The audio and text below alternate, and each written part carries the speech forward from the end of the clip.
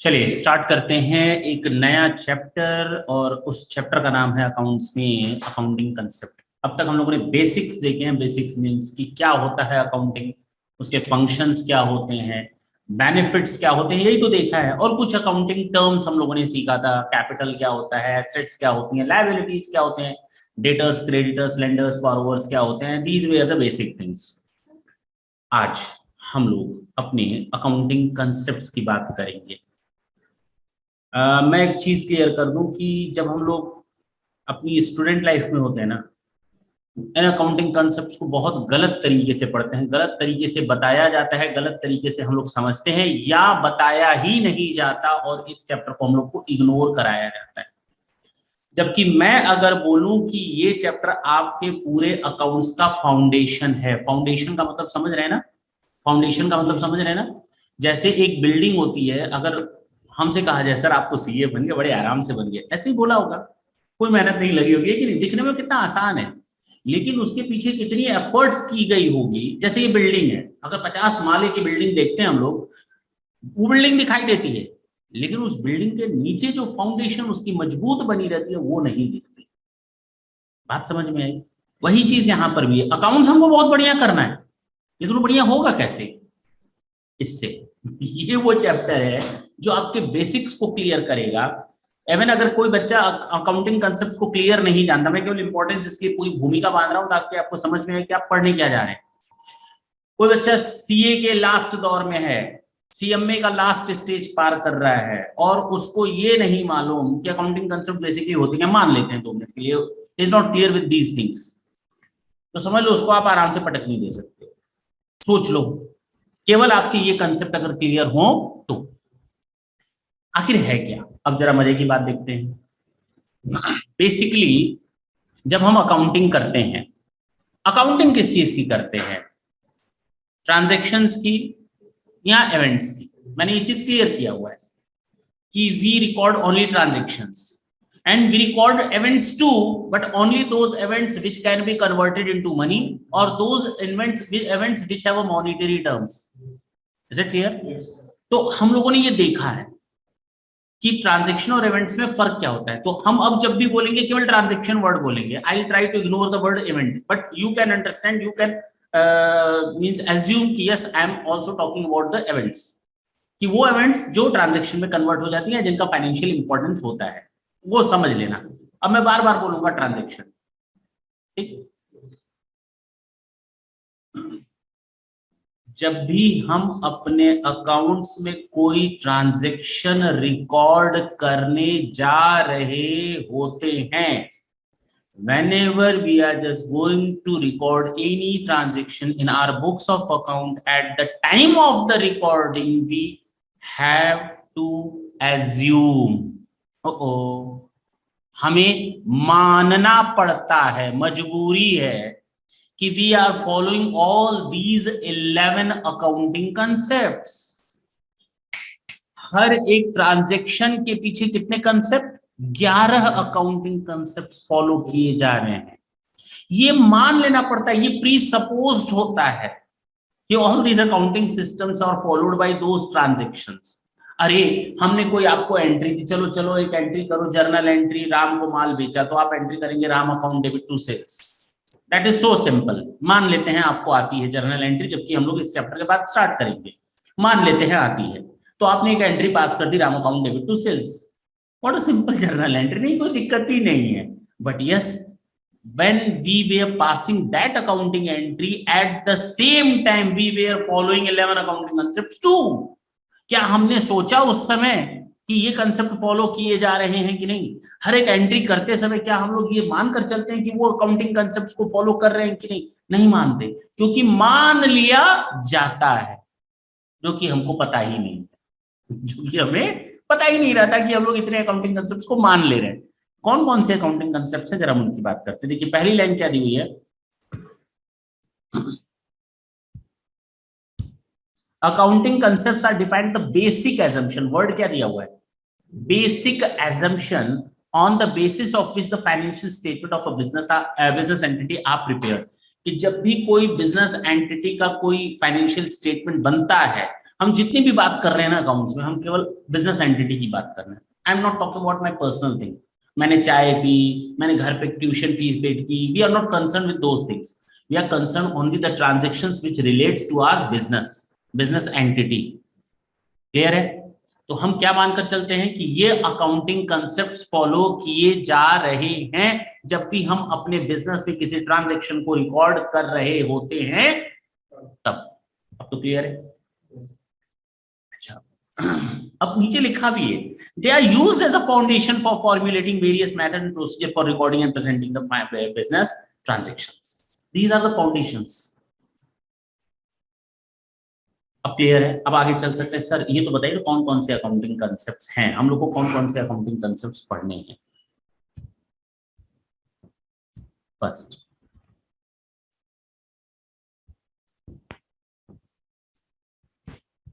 Money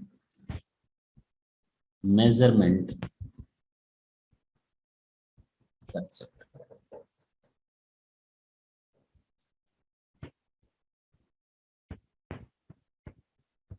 separate entity concept.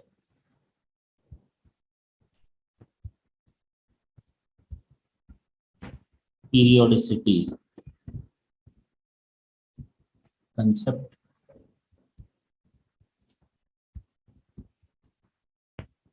Cost concept.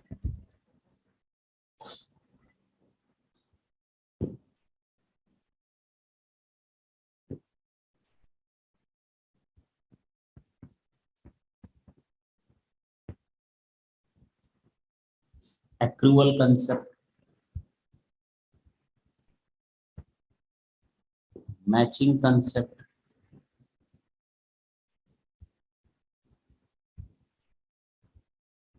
Prudence concept.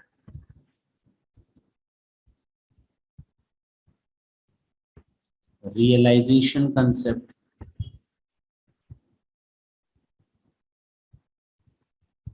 materiality concept।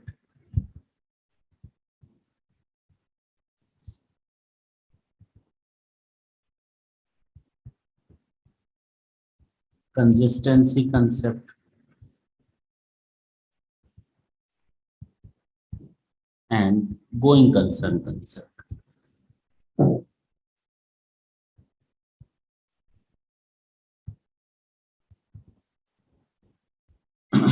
ये आपके 11 accounting concepts.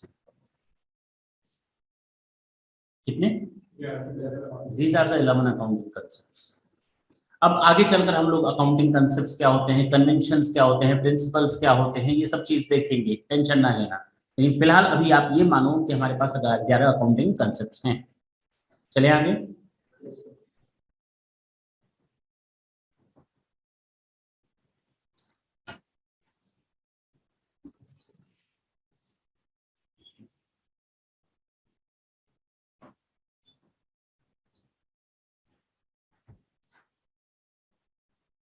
ठीक, अब आते हैं पहले पर। कौन सा है? Money measurement concept. हिंदी में मैं बोल दूं, मुद्रा माप की अवधारणा, अगर जरूरत हो तो। Otherwise it is known as money measurement concept. Money measurement concept क्या बोलता है, सुन लो। We can record only those transaction, I'm just telling you the only transaction doesn't mean event की हम बात इतनी मार खाओगे। अभी तो मैंने बताया कि हम ट्रांजेक्शन बोलते रहेंगे। हाँ, तो अब इवेंट्स की भी बात हो रही है, वो इवेंट्स जिनको हम मनी में टर्म्स में कंसीडर कर सकते हैं और जो फाइनेंशियली होते हैं, जो बिजनेस के लिए होते हैं, वो बताया है मैंने आपको डिटेल्स। तो transaction doesn't mean transaction alone, ठीक है ना? अब थोड़ा क्लियर करना। Whenever we are going to record any transaction in our books of account, we can record only those transactions which can be termed in terms of money only. Means non-monetary transactions cannot be recorded in the books of accounts. Sir, tell us some example. ये 5 करोड़ का ईमानदार है, बताओ journal entry क्या होगी? ईमानदारी account debit करोगे या क्रेडिट करोगे? Not possible at all. Because ईमानदारी, बेईमानी, डिसीवनेस, ये these things cannot be termed in terms of money. These things cannot be converted into money.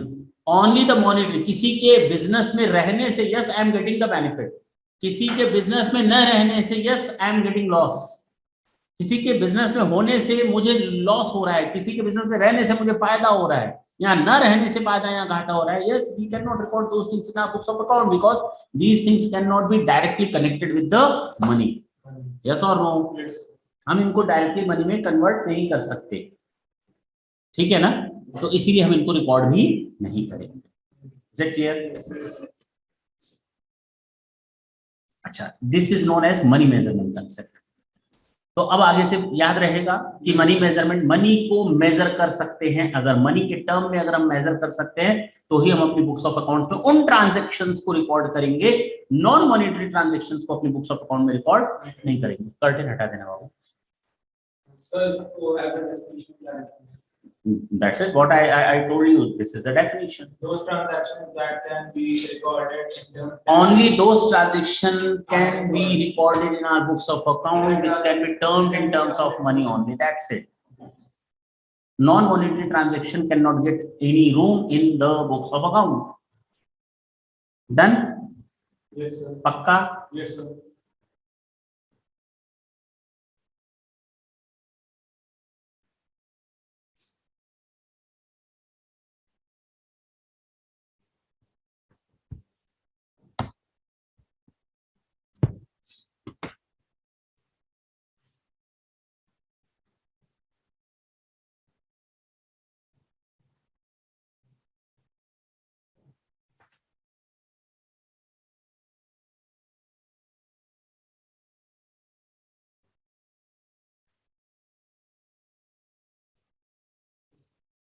No, of कर दीजिए शायद.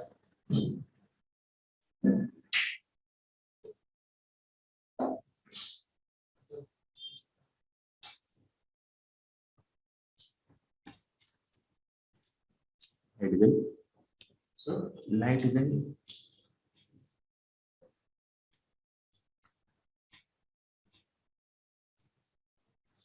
चलिए, इसमें किसी को कोई कंफ्यूजन हो तो बोले, नहीं तो हम अगले पर चले. No, sir. कोई कंफ्यूजन नहीं है. Now second number. क्या है सेकंड नंबर? नहीं, ऊपर देखे मैंने किस पर टिकी. Periodicity concept. हिंदी में इट इज नोन एज अवधि की अवधारणा. पीरियडिसिटी क्या फायदा है, नीचे ऊपर है, मैं उसको अपने हिसाब से मैनेज करूंगा. ये पीरियडिसिटी कंसेप्ट क्यों? अच्छा एक बात बताओ, जब मैंने अपना बिजनेस स्टार्ट किया ना, आज से मान लो मुझे बिजनेस स्टार्ट करना है, कोचिंग इंस्टीट्यूट स्टार्ट करनी थी. I started to search a place कि मुझे कहाँ पर क्लास लेनी चाहिए. तो ढूंढते ढूंढते एक जगह मिली और मैंने कहा मालिक कितना किराया लगेगा? उसने कहा 30,000 आपको रेंट देना है. मैंने कहा यस डन. जब उसने शटर खोला ना तो भूतनाथ का गाना याद आ गया, मकड़ी का जाला ये वो. ठीक है ना?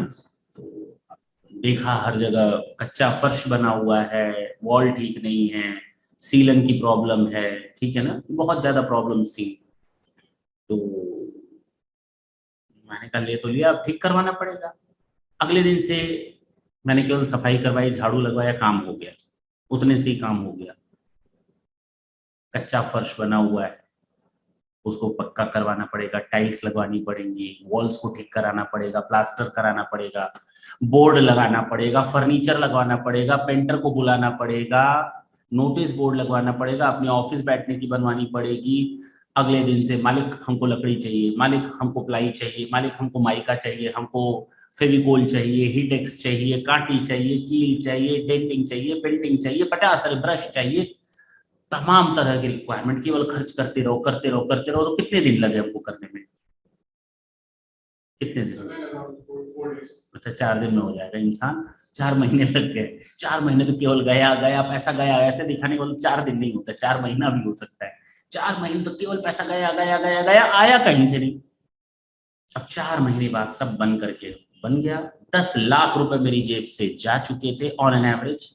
मैं अपने रूम में बैठा, अगले दिन मेरे पास एडमिशन आ गया. देखो अगले दिन से कैसे एडमिशन होगा, nobody knows about me, I start to do advertisement in the market. हाँ यार, मैंने एडवर्टीजमेंट स्टार्ट किया, ग्रेजुअली क्वायरीज जनरेट हुई, ऐसा थोड़ी अगले दिन भीड़ हमें भी एडमिशन लेना है, ऐसा थोड़ी होता है, तो इट विल टेक टाइम। अब उसमें मैं फंसा रहा, दिन भर रात भर, पूरे सपने भी बुरे बुरे अच्छे अच्छे आने लगे, साल दर साल बीतता गया। कुछ समय बीता, जब मैं थोड़ा स्टेबल हो गया, तब मुझे समझ में आया कि चलो अब मुझे ये जानना है whether my business is running in a profit mode और it is in a we are running it is in a loss mode. मैं अपने बिजनेस में प्रॉफिट अर्न कर रहा हूँ या लॉस, 5 साल बाद समझ में आया। कितने साल बाद? 5 साल बाद। तो मैं दौड़ा दौड़ा एक सीए साहब के पास गया। मैंने कहा सीए साहब मुझे ये बताओ, मेरा बिजनेस प्रॉफिट में है या लॉस में है? तो सीए साहब ने कहा कि have you maintain your books of account? पहला क्वेश्चन तो यही होगा ना, क्या आपने अपनी बुक्स ऑफ अकाउंट मेंटेन की है? मैंने कहा नहीं सर, हमें तो कुछ आता ही नहीं है, हमें हमें कहाँ से पता चलेगा बुक्स ऑफ अकाउंट कैसे मेंटेन, गधे आदमी। तो उसने कहा जाओ, तुम्हारा नहीं निकलेगा। अब हम लगे रोने, प्रॉफिट है या लॉस पता तो चले। तो उसने कहा ठीक है सबर करो, पानी पिलाया और उसने कहा चलो बताओ, हम जो तुमसे पूछ रहे हैं वो बताते जाओ। एक बात बताओ, ऑन एन एवरेज तुमने महीने में कितना किराया देते हो? पूछेगा ना। तो मैंने कहा कि किराया तो फिक्स है, रेंट इतना जाता है। मैंने एक 5 साल का डिटेल बताया उनको, रेंट इतना जाता है, इलेक्ट्रिसिटी एक्सपेंसेस ये जाता है, इलेक्ट्रिसिटी एक्सपेंसेस, और प्रिंटिंग एंड स्टेशनरी ये जाता है। मैंने ऑन एन एवरेज सब बताने लगा। टी एंड रिफ्रेशमेंट का खर्चा होगा, ऑफिस एक्सपेंसेस होगा, हाँ या ना, और डेप्रिसिएशन का खर्चा होगा, टूर्स एंड ट्रेवल्स का खर्चा होगा, पेट्रोल का एक्सपेंसेस होगा, पेट्रोल एंड डीजल का खर्चा होगा, और टीचर्स या फैकल्टी के रिलेटेड उनके खर्चे होंगे, हाँ या ना, तमाम तरह के बुक्स वगैरह का डिस्ट्रीब्यूशन वगैरह होता है, वो हम देते हैं, बैग्स वगैरह, मतलब दुनिया भर के खर्चे मैंने on an average, because I didn't maintain even a single record. whatever I am telling him, all these things are on estimated basis, nothing is actual, nothing is actual। उसने कहा अच्छा एक बात बताओ, 5 साल में आपने कमाया कितना? मैंने कहा ना हमें इतनी फीस आई, इतनी फीस आई। उसने सब रिकॉर्ड किया, क्योंकि अब मैं रोने लगा था तो उसको रिकॉर्ड करना पड़ा, उससे बताना था, तो मैंने बताया। और उसने हमको कहा 2 दिन बाद आना मिलना। मैं 2 दिन बाद गया, उसने कहा देखो भाई, तुमने 5 साल में जो तुमने हमें बताया है उस हिसाब से आपने 5 लाख रुपए कमाए हैं। कितने? अब बताओ प्रॉफिट है या लॉस? अरे पॉजिटिव इंडिकेशन है या निगेटिव इंडिकेशन है? 5 साल मैंने बर्बाद किए या 5 साल कमाया? उसने कहा 5 साल में आपने 5 लाख रुपए प्रॉफिट कमाया है, सारे खर्चे घटाने के बाद। तो ये पॉजिटिव इंडिकेशन है या निगेटिव? ये निगेटिव इंडिकेशन है। ये कौन सा इंडिकेशन है? अरे सर आप एक तरफ कह रहे हैं प्रॉफिट कमाया, दूसरी तरफ आप कह रहे हैं ये निगेटिव इंडिकेशन है, हाउ? थोड़ा बताइए। चलो भाई, आपने कहा 10, हमने 15 कमा लिया, और बोलो अब बताओ ये पॉजिटिव है या निगेटिव? कितनी बढ़िया बात बोला, मैंने 15 लाख कमा लिया, अब बताओ पॉजिटिव है निगेटिव? अरे बोलो ना। अब ये किसमें कन्वर्ट हो गया? अभी भी निगेटिव है भाई, क्या बात कर रहे हो? अभी भी ये निगेटिव इंडिकेशन है। पूछोगे नहीं क्यों? जब तक पूछोगे तो बताएंगे, नहीं पूछोगे नहीं बताएंगे। अब कोई कहेगा सर 25 कमाया, अब बताओ ये पॉजिटिव या निगेटिव? हाँ है?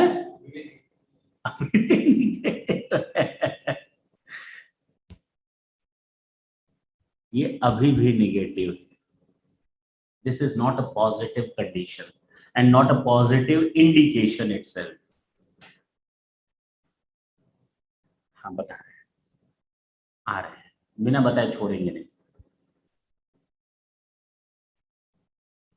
मैं सीए साहब के पास दौड़ा दौड़ा गया, सीए साहब मेरे 5 साल हो गए बिजनेस को, मुझे बताइए कि मेरे बिजनेस को प्रॉफिट हुआ या लॉस। तो उसने पहला क्वेश्चन क्या पूछा होगा?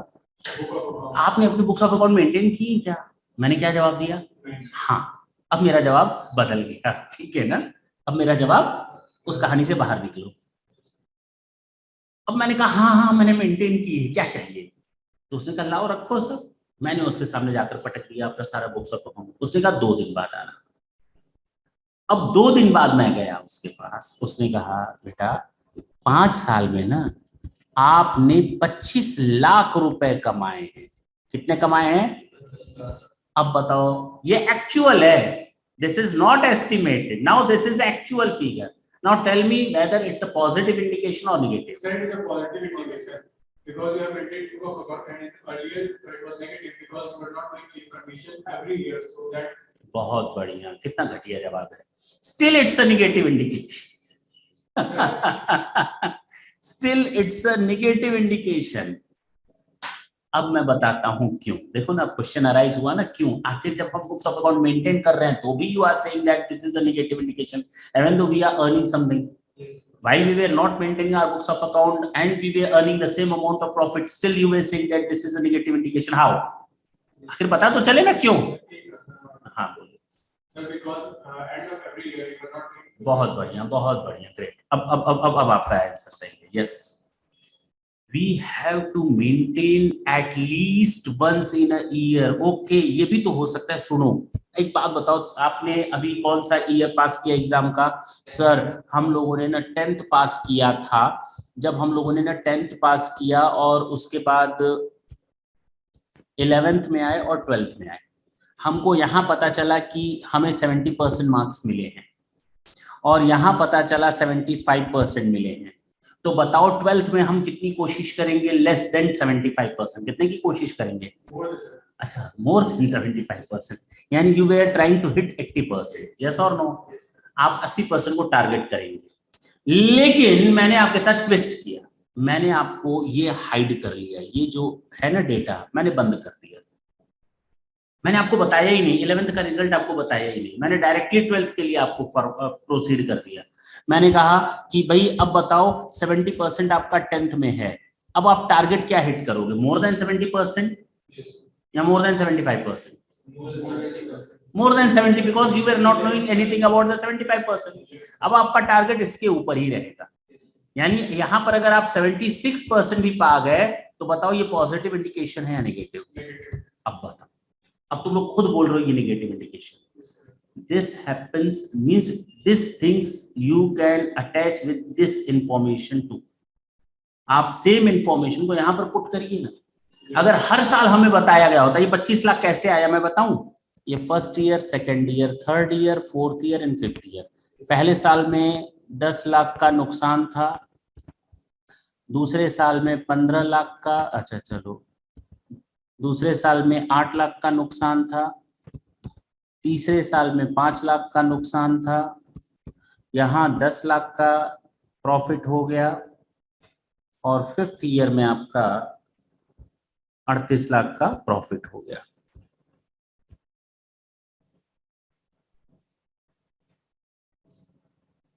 तो टोटल प्रॉफिट कितना बना? आपको तो यही बताया सीए साहब ने। मेरी बात समझना। अब आपको बुक्स ऑफ अकाउंट मिल गई, अब बताओ पॉजिटिव है या नेगेटिव? अगर आपको हर साल मिलता, पहले साल ही पता चल गया होता कि आपने 10 लाख रुपए का लॉस दिया है, अगर ये पहले साल में आपको पता चल गया होता तो दूसरे साल में लॉस कितना होता? हो सकता है हम प्रॉफिट में चले गए होते, हम उन लॉसेस को कंट्रोल कर रहे होते। मेरी बात समझना। ये तो 5 साल बाद पता चल रहा है, ये पहले साल के बाद में पता चल गया होता तो शायद ये लॉस 2 लाख रहा होता, मान लेते। और हो सकता है तीसरे साल लॉस ना होकर के 10 लाख का प्रॉफिट हो गया होता, because we were controlling our business now. हम उन खर्चों को हटा रहे हैं, उन एक्सपेंसेस को बढ़ा रहे हैं जो प्रोडक्टिव हैं और अनप्रोडक्टिव खर्चों को हटा रहे हैं। उन जगहों पर सेल बढ़ाने की कोशिश कर रहे हैं जहां से हमें ज्यादा प्रॉफिट होता है, हम उन जगहों पर ज्यादा जाने की कोशिश कर रहे हैं जहां से हमको ज्यादा बेनिफिट मिलने की होती है। ठीक है ना? ठीक, तो हमें ये फर्क मिलता है। हो सकता है अगर हम हर साल का देख रहे होते तो आज ये 25 लाख में होकर के 50 लाख का प्रॉफिट होता, अगर हम हर साल का मेंटेन कर रहे होते तो। अब जरा सोचो, एस्टिमेटेड था वो तो 100% निगेटिव था, एक्चुअल मिलने के बाद भी निगेटिव है अगर 5 साल का एक बार मिल लिया तो। बात समझ में आई? रीजन क्या है? तो पीरियडिसिटी कंसेप्ट कहता है कि you are needed to close your books of account at least once in a year. If you are just maintaining or closing down your books of account every week, every month, every fortnightly, it is up to you to maintain it. No one can stop you to close your books of account on daily basis or monthly basis or quarterly basis or half yearly or yearly basis, but try to close down your books of account to have your financial position at least once in a year. आप अपना financial position एक साल में एक बार तो जानो कम से कम. तो that's why there is a periodic concept. Clear कि हमें कम से कम एक साल में अपनी बुक्स ऑफ अकाउंट एक बार तो बंद करके ये देखने की जरूरत है कि we are running our business in a profit mode और loss mode, how much amount is needed to make the payment, how much amount is going to be received by us, means what are receivable, what are payables, we are needed to know that. कितनी assets हैं, कितनी liabilities हैं, नहीं जानना चाहते हो तो at least साल में जैसे तुम लोग अपना रिजल्ट एक बार लेते हो तो उसी तरह साल भर में बिजनेस का भी रिजल्ट एक बार लो ना, कम से कम. That is it. कोई दिक्कत इसमें? This was your periodicity concept. Now the next, which one? Going concern concept. हाँ. periodicity concept की definition ये लिख सकते हैं, the books of account must be closed at least once in a year. Yes. Definitions. What you are needed to write in your copy, notebook, each and everything is given over here in your notes. ठीक है ना? देखिए यहाँ periodicity concept का मैंने दे रखा है, money measurement concept का दे रखा है, ठीक है ना? हर चीज दी हुई है, उसकी टेंशन ना लें. ये पीरियड कंसेप्ट. या आई विल शेयर इट. उसके लिए टेंशन ना लो. ठीक. अच्छा, अब आते हैं इंपॉर्टेंट एक और है और वो है आपका लास्ट. कौन सा? This is your third one, going concern concept. जानते हो क्या है? कहानी सुनना, बहुत मजेदार कहानी है. गोइंग कंसर्न हिंदी में कहते हैं इसको सतत चालू की अवधारणा. हिंदी में तुम लोग थोड़ा और भी लगेगा, लेकिन ठीक है. सतत चालू की अवधारणा. ये गोइंग कंसर्न कंसेप्ट है क्या? मैं तुम लोग को पढ़ा रहा हूँ, अभी पढ़ा रहा हूँ, तब तक पुलिस वाला क्यों आया है? पुलिस वाला क्यों आया? तो मैंने उससे पूछा कि भाई क्यों आए हो? तो उसने कहा कि तुम्हें ससुराल ले जाने आए हैं, बड़ी ससुराल, वहां का हवा पानी खाओ. तो मैंने कहा मेरा दोष क्या है? अरे वहां चलकर बता देंगे. दुखी हो गए हम. जब जाने लगे तब तक पीछे से ये बोल रहा है कि सर तुसी जा रहे हो? मैंने कहा हाँ. तुसी ना जाओ? मैंने कहा जाना तो पड़ेगा. फिर थोड़ा मैं आगे बढ़ा. कह रहे सर आपसे एक बात करनी. मैंने कहा बोलो. कह रहा मेरी कुछ फीस बकाया है, सोच रहा हूँ आज निपटा ही डाल. मैंने कहा कितनी बाकी है? कह रहे 5,000. मैंने कहा लाओ. कह रहे 2,000 में निपटाऊंगा, चाहिए कि नहीं? मैंने कहा भागते भूत की लंगोटी से है कि नहीं? मैंने कहा 2,000 दे दो. इसने मुझे 2,000 दिए. Now tell me one thing, should I record this 2,000 amount in my books of account? क्या मुझे 2,000 अगर देखा जाए तो मुझे टैक्स देना पड़ेगा? मतलब एक तरह से देखो तो नुकसान ही है. अब तो बिजनेस बंद है. एक तरह से देखो तो पुलिस वाला ले जा रहा है, बिजनेस बंद है. अब कब आऊंगा मुझे भी नहीं मालूम. तो क्या मैं रिकॉर्ड करूं? मर्जी है. क्या है? मर्जी है. बुक्स ऑफ अकाउंट मेरी मर्जी के हिसाब से चलता है. सरकार को टैक्स हम अपनी मर्जी से देते हैं. हाँ, पब्लिक हमारी अपनी मर्जी से हम पर रिलाय करती है. हम ऐसा फाइनेंशियल स्टेटमेंट दुनिया को दिखाना चाहते हैं जो धोखेबाजी से भरा हुआ हो. क्यों? हाँ, तो फर्स्ट ऑफ ऑल मैं खुद अपने साथ धोखा करूंगा. अगर हम यहाँ पढ़ने आए हैं, घर में मम्मी पापा ने पूछा कहाँ गए थे? पढ़ने गए थे. That is okay. आप पढ़ने नहीं आए, सीधे मूवी देखने गए, बंक मार करके घर पे पूछा मम्मी पापा ने कहाँ से आ रहे हो? पापा क्लास करके आ रहे हैं. किसके साथ धोखा किया? अपने साथ या मम्मी पापा के साथ या मेरे साथ? First you are affected directly और इनडायरेक्टली. यस और no? In the same way अगर मुझे 2,000 रुपए मिले, that was in the name of the business, और मैं इसको रिकॉर्ड नहीं कर रहा हूं इसलिए कि मुझे टैक्स देना पड़ेगा. फ्यूचर में अगर मुझे हिसाब मेंटेन करना पड़े, किससे कितना लेना है, किसको कितना देना है, whether it will reflect a true and correct और नॉट एट ऑल. अगर मैं इसको रिकॉर्ड नहीं करूंगा तो मुझे सही पोजीशन नहीं पता चल पाएगी, ट्रू एंड फेयर व्यू नहीं पता चल पाएगा. हमें अपने लिए सही जवाब लाने के लिए ये जरूरी है कि उस 2,000 को सही तरीके से रिकॉर्ड करें. My business is going to be liquidated. My business is going to be vanish at all. I know very well my business is going to be down. Even though if any transaction occur, I have to record that transaction in such a way that my business will never shut down. It will run for forever. At the time of the recording, मेरे आंसू भी गिर रहे हैं, मेरा business बंद हो गया, मेरे आंसू भी गिर रहे हैं, लेकिन हम जब रिकॉर्ड करेंगे ये मानते हुए रिकॉर्ड करेंगे बिजनेस कभी बंद नहीं होगा। अब बात समझ में आई क्या? हम जान रहे हैं कि मेरा बिजनेस बंद होने वाला है, बावजूद इसके अगर कोई ट्रांजैक्शन मीनवाइल अकर होता है तो हम उसको इस तरह से बुक्स ऑफ अकाउंट में रिकॉर्ड करेंगे जैसे मेरा बिजनेस कभी बंद, आंसू भी गिर रहा है लेकिन मानते हुए चलेंगे कि बिजनेस कभी बंद होगा नहीं, इस तरह से रिकॉर्ड कर। जबकि इसके पीछे एक और लिक्विडेशन कंसेप्ट है, उसको हम छोड़ दे रहे हैं अभी, वो आपके मतलब का नहीं है, अभी नहीं, ठीक है ना? तो ये समझ में आया कि नहीं? तो this is non use going concern concept. ये क्लियरली बोलता है कि if while you are just going to record any transaction on the books of account, you have to assume that your business is not going to be shut down, even though we know very well that our business is going to be shut down, but at the time of the recording of the transaction we have to assume that it will never be shut down in near future, even though we know that yes, it is going to be shut down, but while recording the transaction in the books of account we have to assume that it will never be shut down। अब बात समझ में आई? First of all, we are not in dark after recording the transaction. Yes. Second thing, in future, if you will just maintain the settlement or if you will maintain the accounts of the others, then you will get the real picture. Second thing. Third thing, the other persons rely on you. Yes. The outsider relies on you. They just want to the clear-cut picture from your business, of your business, from your side. You have to reflect a clear picture to them. Yes. पहली चीज, government को आपको tax देना है, government wants tax, हाँ या ना? yes. आप किस पर दोगे, गलत अमाउंट पर या सही अमाउंट पर? क्या गलत अमाउंट पर गवर्नमेंट प्रोवोक करेगी आपको कि गलत अमाउंट पर हमको टैक्स दो या ना दो?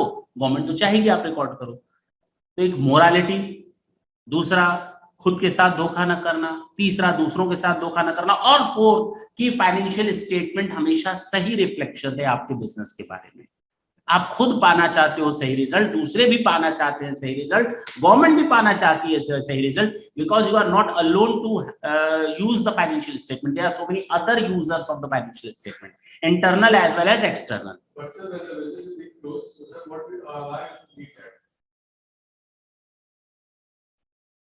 ओके, अगर हम अपने बिजनेस को बंद कर रहे हैं और कोई ट्रांजैक्शन हो रहा है तो क्यों हम इसको रिकॉर्ड करें?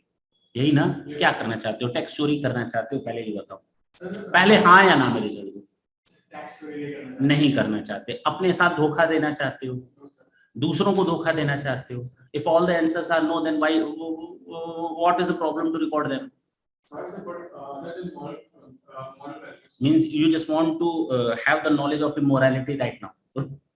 आप कौन सा नॉलेज पाना चाहते हो, मोरालिटी का या इमोरालिटी का? बात खत्म हो गई।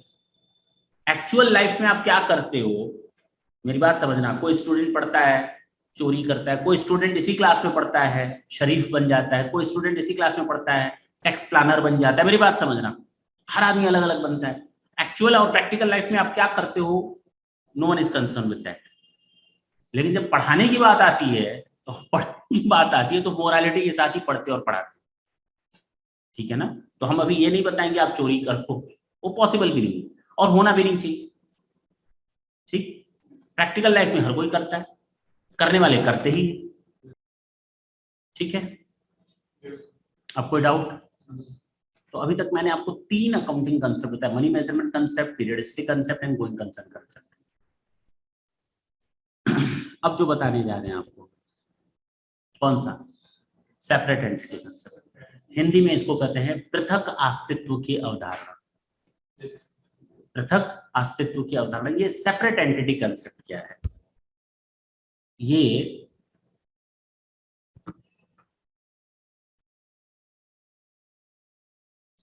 ये मैंने बिजनेस स्टार्ट किया, मेरा नाम है दिलीप, मैंने कोचिंग इंस्टीट्यूट स्टार्ट की, मेरा नाम क्या है, दिलीप, और मैंने कोचिंग इंस्टीट्यूट स्टार्ट किया, आई एम मिस्टर दिलीप, और मैंने कोई नाम नहीं रखा अपने कोचिंग इंस्टीट्यूट का, मैंने कोई नाम नहीं रखा अपने कोचिंग इंस्टीट्यूट का, ऑटोमेटिकली ये बिजनेस किस नाम से जाना जाएगा मालूम है?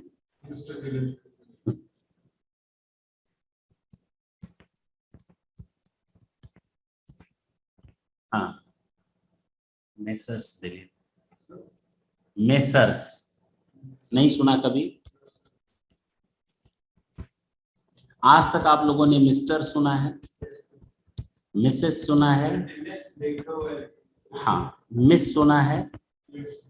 These are the prefix to give you honour, किसी को इज्जत के साथ नाम पुकारना, मिस लगाओ, मिसेस लगाओ, मिस्टर लगाओ। उसी तरह मेरे बिजनेस की भी एक सेपरेट आइडेंटिटी होती है, उसके नाम के आगे कुछ नहीं लगाओगे, वो ना तो मिस्टर है, ना मिस है, ना मिसेस है, वो क्या है, मेसर्स है। Automatically, Badlani classes is not known as Badlani classes. Mesers Badlani classes. If you just want to give respect. बात समझ में नहीं मालूम था ना? देखो आज पता चला। और कई जगह हम लोगों ने ये वर्ड देखा भी होगा मेसर्स, लेकिन पता ही नहीं था क्यों लगाते। रीजन क्या है? क्योंकि उसकी एक अलग आइडेंटिटी है। जैसा जो काम मिस्टर दिलीप कर सकता है, सारा काम मेसर्स दिलीप कर सकता है, केवल खाना पीना छोड़ करके। मेरी बात समझना, मैं बिजनेस एक्टिविटी कर सकता हूँ, मेरा बिजनेस भी बिजनेस एक्टिविटी कर सकता है। मैं कि कोई माल खरीद सकता हूँ अपने नाम से, वो भी माल खरीद सकता है अपने नाम से, वो माल बेच सकता है, सैलरी दे सकता है, सारे काम कर सकता है। किसी के ऊपर दावा भी ठोक सकता है, कोई उसके ऊपर दावा ठोक सकता है, कोर्ट केस कर सकता है। वो आर्टिफिशियल पर्सन होता है। तो जिस दिन मैंने अपनी कोचिंग स्टार्ट की, मैंने कोई नाम नहीं दिया, automatically it will get a name, messrs Dilip, not mister Dilip, messrs Dilip. मेरी आइडेंटिटी अलग है, उसकी आइडेंटिटी अलग है। अब अगर मैंने 5 लाख रुपए से अपना बिजनेस स्टार्ट किया है, कितने रुपए से? 5 लाख रुपए से, तो इट मींस मैंने मेसर्स दिलीप को पैसा दिया है। किसने दिया है? मिस्टर दिलीप ने दिया है। और मेसर्स दिलीप की ये जिम्मेदारी है कि इस लिए हुए पैसे को अपनी लायबिलिटी माने। क्या माने? अब अगर मान लो मुझे 10 लाख रुपयों की जरूरत थी, कितने? तो मैंने, किसने? मैंने मतलब मेसर्स दिलीप ने किससे पैसा लिया? मिस्टर दिलीप से पैसा लिया। कितना? अब कितने की कमी है? 5 की और 10 चाहिए, 5 की और कमी। मैं अपने एक दोस्त के पास गया, मैंने कहा मुझे और पैसा चाहिए। तो मेरे दोस्त ने, मिस्टर संतोष ने, रियल नेम है मेरे दोस्त का, उसने मुझे कहा ये ले लो 3 लाख रुपए। क्या बोला? ये ले लो 3 लाख रुपए, क्या तुम भी टेंशन लेते हो, छोटी मोटी बात का ले लो। लेकिन अभी में मेरी टेंशन खत्म, मुझे और पैसा चाहिए था, 2 लाख रुपए। मैं बैंक के पास गया, बैंक वाले ने पैसा दिया, पीएनबी के पास गया, मान लेते हैं। Now Messrs Dilip arranged rupees 10 lakhs from different sources. Yes or no? Yes, yes. 5 lakh from the owner. What is the name of the owner? Mr. Dilip. And Messrs Dilip arranged rupees 3 lakh from whom? From his friend नहीं, from Mr. Santosh. है कि नहीं? अच्छा. In the same way, he business arranged rupees 2 lakh from the bank. This is the source of fund. Messrs Dilip ने ये पैसा यहां से इकट्ठा किया। हाँ, ये जो पैसा दिया है और ये जो पैसा दिया है, इन पैसों में फर्क है। इन दोनों ने जो पैसा दिया है और इसने जो पैसा दिया है, इन दोनों पैसों में फर्क है। ये नकली नोट थे और ये असली नोट थे, ऐसा क्या? सब असली थे, है कि नहीं? तो फर्क क्या है दोनों के?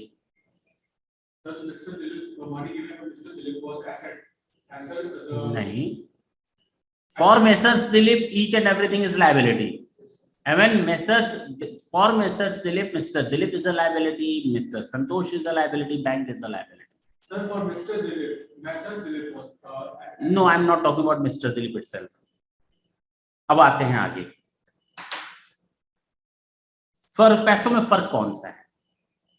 Messrs Dilip को सबको पैसा वापस करना है, लेकिन 1 साल बाद मिस्टर संतोष आएगा, ठक ठक, कौन? संतोष, क्या करने आए हो? ब्याज का पैसा नहीं दिया तूने, 1 साल बीत गया। क्या बोला? ब्याज का पैसा। इंस्टॉलमेंट नहीं भरी तूने, हो गया पूरा 2, 4 साल के लिए पैसा दिए, हमेशा के लिए रखे हो तुम। एक तो बोलेगा दोस्त है, और उस समय कह रहा था तुम टेंशन वेंशन क्यों लेते हो, ले लो 3 लाख रुपए, और आज क्या बोल रहा है? हमेशा के लिए दिए पैसा, वापस नहीं करोगे। क्या यही बात मिस्टर दिलीप मेसर्स दिलीप को बोल सकता है क्या? जो बात मिस्टर संतोष मेसर्स दिलीप को बोल रहा है, क्या सेम वो language mister Dilip messrs Dilip को बोल सकता है क्या? नहीं बोल सकता, क्योंकि उसका अपना बिजनेस है, अपना पर्सनल इन्वॉल्वमेंट है। प्रॉफिट होगा तो मिस्टर दिलीप का, लॉस होगा तो मिस्टर दिलीप का। मेरी बात समझना, उस बिजनेस से घर चलेगा तो मिस्टर दिलीप का। मिस्टर संतोष को 1 साल बाद अपना पैसा वापस चाहिए, 2 साल बाद पैसा चाहिए, 5 साल बाद पैसा चाहिए, लेकिन सेम केस बैंक के साथ भी है, उसको भी पैसा वापस चाहिए, लेकिन मिस्टर दिलीप के साथ वो केस नहीं है। मैंने संतोष से कहा कि भाई लॉस हो गया बिजनेस में, मैं क्या करूं, हमें इससे कोई लेना देना नहीं, मुझे तो मेरा पैसा वापस चाहिए। अब बात समझ में आई, दोनों पैसों में फर्क है, लायबिलिटी है सब, लेकिन पैसों में फर्क हो गया, कैरेक्टर में फर्क हो गया। और साथ ही साथ चलो, मैंने ये बैलेंस शीट उठा करके दुनिया के सामने रख दी, मान लेते हैं मेसर्स दिलीप ने ये बैलेंस शीट उठाकर दुनिया के सामने रख दी। अब हमें एक बात बताओ, कैसे पहचानोगे कि इस बिजनेस को चलाने वाला कौन, इस बिजनेस में पॉलिसी कौन बनाता है, इस बिजनेस में लोगों की अपॉइंटमेंट कौन करता है, निकालता कौन है, रिट्रेंचमेंट कौन करता है, पता कैसे चलेगा? जो ओनर होगा। कैसे पता चलेगा? कैसे पता चलेगा? कैसे पता चलेगा? इधर देखकर बताओ। सर जिसमें सबसे ज्यादा मनी, ये नहीं हो सकता है मिस्टर दिलीप ने 2 लाख रुपए लगाए हों, और हो सकता है इसने 5 लाख लगाए हों, तो ये ओनर बन जाएगा। ज्यादा पैसा कोई लगाएगा तो ओनर बन जाएगा, ये कौन बोल दिया आपसे? अब बोलो दूसरा कुछ। कैसे पता करोगे? बैलेंस शीट देख करके, only by seeing a balance sheet how can you define that this is the person who is directly involved in the business, who frame the policy regarding the business, who appoint or retrench the personals in the business, है ना, who have control over the business? How would you come to know? Only by seeing the balance sheet. और मैंने कहा balance sheet और financial statement ऐसा होता है जो केवल देखने से ही सारी चीजें क्लियर कर देता है कि आपने पूरे 1 साल में क्या किया, सारे के सारे रिजल्ट आपके सामने रख देता है केवल 1 या 2 पेज में। Now how can you define that thing? Who is the owner? Name.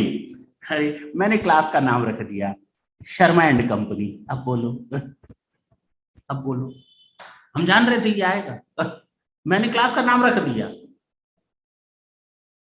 अब क्या करें? Who is the owner? अब कैसे दुनिया को कैसे बताओगे? कानपुर का एक बंदा है, मेरी बैलेंस शीट लेकर गया, how they can come to know? Will they call me? क्या वो कॉल करके क्लैरिफाई करेंगे? मैंने तो ऐसा कहा कि बैलेंस शीट ऐसी होनी चाहिए, फाइनेंशियल स्टेटमेंट देखने से ही पता चल जाए। Now there is an answer, मैं बताता हूं। हम इसको लिखेंगे कैपिटल अकाउंट की कैटेगरी में, इस कैटेगरी में, और इनको लिखेंगे लोन अकाउंट की कैटेगरी में। Now only by seeing this balance sheet anyone can understand that yes, he is the person who control over this business. Yes, पैसों में फर्क है तो क्यों ना नाम अलग कर दें। अदरवाइज देखो तो तीनों कैपिटल है, अदरवाइज देखो तो तीनों लोन है फॉर मेसर्स दिलीप, लेकिन पैसों के ट्रांजैक्शन में थोड़ा डिफरेंस है। एक को इंटरेस्ट चाहिए, इंस्टॉलमेंट समय पर चाहिए, एक को नहीं चाहिए। एक को प्रॉफिट और लॉस से मतलब है, बाकी को मतलब नहीं है। एक को 5 साल में पूरा पैसा वापस चाहिए, एक को 50 साल में पैसा नहीं चाहिए। एक को पूरा बिजनेस में कंट्रोल चाहिए, दूसरों को नहीं चाहिए। मेरी बात समझ गए? तो उन पैसों में हमने फर्क किया, एक को लिख दिया capital, the person who is the owner now will be under the category of the capital and the rest of the person will be known as loan. अब बात समझ में आई? Now only by seeing the balance sheet you can understand that Mr. Dilip is a person who has a control over the business and he used his 2 lakhs as a capital. अब बात समझ में आई? Separate entity. अब mister Dilip को भी मालूम है मेरा इतना पैसा शर्मा एंड कंपनी में लगा है, ये मेरी कंपनी है, ये मेरी कंपनी है, मैंने शर्मा एंड कंपनी में पैसा लगाया, मैं इसमें डायरेक्ट रोल प्ले करता हूं, लोगों को निकालता हूं, रखता हूं, प्रॉफिट मेरा, लॉस मेरा, सब कुछ मेरा। लेकिन उसके बावजूद ये दो अलग अलग लोग हो गए, एक मिस्टर शर्मा एंड कंपनी, एक मिस्टर दिलीप। अब बात समझ में आई? क्लियर हो गई? ड्राइंग देखते हो गए, ड्राइंग क्यों रखा जाता है भाई? ये मिस्टर दिलीप है, ये पैसा निकाल रहा है अपने बिजनेस से, जैसे बिजनेस में पैसा लगाया है तो घर कैसे चलेगा, घर की सब्जियां कैसे आएंगी, बच्चों को चॉकलेट कहाँ से देंगे, क्या चोरी करेंगे? उसके लिए बिजनेस चला रहे हैं वहां से निकालेंगे या चोरी करेंगे अलग से? बिजनेस से ही निकालेंगे, उसी बिजनेस से देंगे। मेरे पास इस समय जो पैसा पड़ा हुआ है वो मेरा है या बिजनेस का है? बिजनेस का है। अगर मैं इसको, मेरे दोस्त सड़क पर मिल जाए, मैं उनको चाय पिलाऊं तो मैंने अपने पैसे से पिलाया या बिजनेस के पैसे से? अरे देखो ना, लेकिन है मेरा पर्सनल खर्चा। बिजनेस हमको कहेगा देख बेटा तू अपना पर्सनल खर्चा तो मेरे साथ मत गिना मेरा बिजनेस हम ही को आग दिखाएगा। अपना पर्सनल खर्चा दोस्तों को घुमाने ले जाता है, पिक्चर देखने जाते हैं, होटल में जाता है, कार चलाता है। अरे भैया तू अपने घर का खर्चा घर में रख, यहाँ से पैसा निकालेगा हम तेरे में से माइनस कर देंगे, तूने लगाया था तो हमने जोड़ दिया था, अब निकालेगा तो माइनस भी करेंगे, क्योंकि तेरा हिसाब किताब अलग है, मेरा हिसाब किताब अलग है। देखो मिस्टर दिलीप को आग दिखा रहा है कि नहीं? अब समझ में आई? This is known as separate entity concept. Business and businessmen both have different identity. We should not try to mix both of them with each other while recording the transaction. Is it clear now? मेरे personal खर्चे मेरे personal में जाएंगे, उसको drawing की तरह treat किया जाएगा, और बिजनेस वाले खर्चे बिजनेस में एज एन एक्सपेंसेस शो होंगे। अगर कोई गेस्ट आया बिजनेस के लिए, उसको मैं होटल में ले जा रहा हूं, now this is a business expenditure, मैं ही खा रहा हूं, सोचो मैं ही खा रहा हूं, मेहमान बैठा है वो भी खा रहा है, लेकिन बिजनेस पे ईमानदारी दिखानी जरूरी है कि ये बिजनेस का खर्च है। मेरे घर से मेहमान आए, पैसा वही लग रहा है, उनको उसी होटल में लेकर उनको खिला रहा हूं, लेकिन कैरेक्टर चेंज हो गया, पैसा बिजनेस का ही लग रहा है, पहले वाले में दूसरे वाले में, लेकिन वो पहला वाला खर्चा बिजनेस का खर्चा था, दूसरा वाला मेरा पर्सनल खर्चा, वो ड्रॉइंग में जाएगा। अब फर्क समझ में आया? पक्की बात है ना? This is known as separate entity.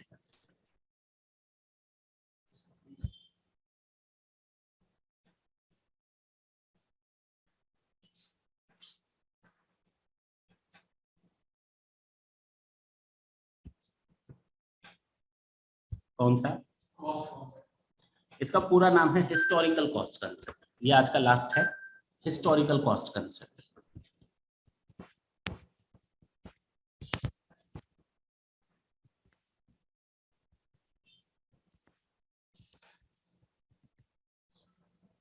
Hindi में इसको कहते हैं ऐतिहासिक लागत की अवधारणा। क्या है जरा ढंग से सुनना।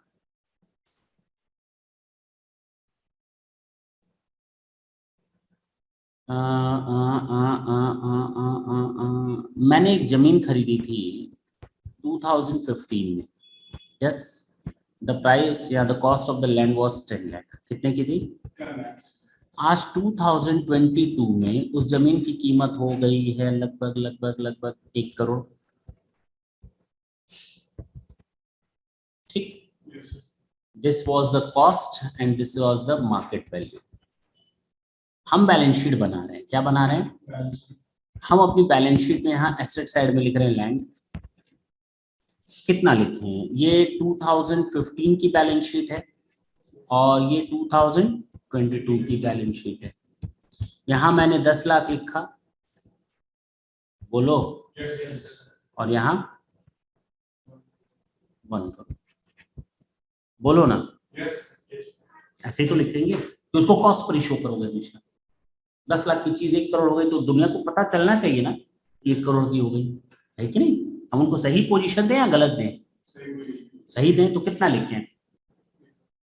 गलत, 10 लाख। उड़ी बाबा, ये क्या, कितना लिखना पड़ेगा? All the assets must be shown in your financial statement at their own cost, at their acquisition cost, at their purchase cost.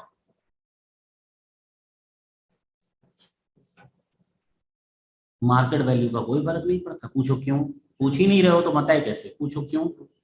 अच्छा अब बताएंगे ना। मार्केट वैल्यू का इसलिए फर्क नहीं पड़ता। अच्छा तुम्हारा जो किडनी दोनों सही है, तुम्हारा कितने में बेचोगे?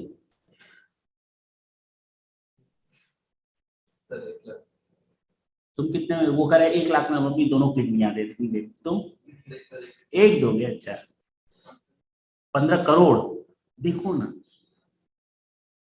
ऐसे कैसे मार्केट वैल्यू तुम लोग निकाल रहे हो। अगर इस तरह का अलाउ कर दिया जाए बिजनेस में, किडनी गुर्दा फेफड़ा जिस तरह तुम लोग कैलकुलेट कर रहे हो अपने अपने, वैसे ही तुम लोग भी कहोगे मेरी जमीन की कीमत तुम्हें क्या मालूम। इसमें कटहल पैदा हो सकता है, दूसरा कहेगा मेरे खेत में तो सोना पैदा हो सकता है। तो ऐसे कैसे कर सकते हो भाई, ये कौन सा तरीका होता है। मार्केट वैल्यू तो एक दिन कभी अप एंड डाउन होता रहता है, और लोग दुनिया को धोखा देने के लिए कुछ भी वैल्यू रिकॉर्ड करवा लेंगे। हम जाएंगे किसी वैल्यूअर को पकड़ेंगे, 2 लाख रुपए रख जेब में, लिख 5 करोड़ की है जमीन, और अगले दिन हम दिखा देंगे 5 करोड़, दुनिया को धोखा देंगे कि दुनिया वाले पैसा लगा देंगे मेरे बिजनेस में धोखे में आकर के। अच्छा 5 करोड़ की जमीन है उसके पास, लगाओ पैसा 5 लाख रुपए, वो धोखे में आ जाएंगे, हम पैसा लेकर मार कर भाग जाएंगे, है कि नहीं। और daily daily up and down market value का होता रहता है, नोबडी नोस कब किस प्रॉपर्टी का दाम बढ़ गया और घट गया। और अगर लोगों को मैंने मार्केट वैल्यू पर अलाउ कर दिया तो 31 मार्च को कौन सा मार्केट वैल्यू मिल जाएगा हमको और एक ही दिन सारे वैल्यूअर खाली होंगे, आओ आओ मार्केट वैल्यू बताएं, कैसे पॉसिबल है भाई, इम्प्रैक्टिकल बात है। तो कहा गया जाए तो सब छोड़ दो, मारो गोली, मिट्टी पाओ, क्या करो। Now all the assets must be shown in the financial statement at their own cost. सारी लड़ाइयां खत्म, सारी लड़ाइयां खत्म। आपने जितने में खरीदा उतने में शो कर दो, बात खत्म हो गई। मार्केट वैल्यू का झंझट ही टिकट के लिए,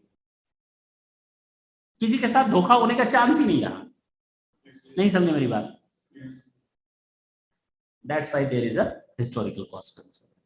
हाँ बोलो सर, अगर हम लोग 1 करोड़ रखते हैं तो सर वो इन्वेस्टर को हम लोग कितना बजट चाहिए ताकि। अब सुनो, यस सर, अगर हम शो करते मार्केट वैल्यू 1 करोड़ रुपए तो शायद हमको कुछ एक्चुअल तो 1 करोड़ है ही, अगर हमको लगता है तो हम कैसे लोगों को अट्रैक्ट कर पाएंगे। यस ब्रैकेट में आप दे सकते हैं मार्केट वैल्यू 1 करोड़, अंदर इंटरनल कॉलम में, एक्सटर्नल में आप 10 ही लाख लिख के नीचे दे सकते हैं, लेकिन अलाउ नहीं, अलाउ नहीं, ठीक, अलाउ नहीं। हाँ आप यहाँ लिख सकते हैं 2015 में 10 लाख, तो ये समझ में आ जाएगा सामने वाले को 15 में खरीदा है 10 लाख में, आज इसकी वैल्यू बहुत बढ़ गई। बात समझ में आई। इससे ज्यादा आप कुछ नहीं कर सकते। इन्वेस्टमेंट्स के लिए है, जब आप इन्वेस्टमेंट अकाउंटिंग पढ़ेंगे तो वहां मार्केट वैल्यू लिखा जाता है, कैसे लिखा जाता है हम बताएंगे, लेकिन इसके लिए आपको कॉस्ट पर ही लिखना है। All the asset must be shown in the financial statement at their own cost. सारी लड़ाइयां खत्म, सारे बवाल खत्म, सारे झमेले खत्म, 100 की एक बार। बात समझ में। तो that's why there is a historical cost concept. मैंने अभी पहला बताया money measurement concept, we can record only those transaction on books of account which can be termed in terms of money only. Separate entity concept, business and businessman both have different identity. We should not try to mix both of them each other while we are recording the transaction in the books of account, or their personal transaction must be separated. Periodicity concept कहता है we have to close our books of account at least once in a year. Cost concept कहता है all the assets must be shown in the financial statement at their original cost or their acquisition cost. Going concept कहता है कि at the time of the recording of the transaction we have to assume that our business will run for forever and it will never be shut down in near future. That's it. इतनी चीजें हम लोग लगते हैं। कितने का complete हो गए? 5। तो नेक्स्ट सेशन में 3 से 4 और कंप्लीट होंगे, उसके बाद एक सेशन और चलेगा, यानी 2 सेशन सब हमारे अभी इसमें चलेंगे। और अब समझ में आओगे कितना इंपॉर्टेंट चैप्टर है। ठीक, टाटा बोलें। सर नेक्स्ट क्लास कब होगी अकाउंट्स की?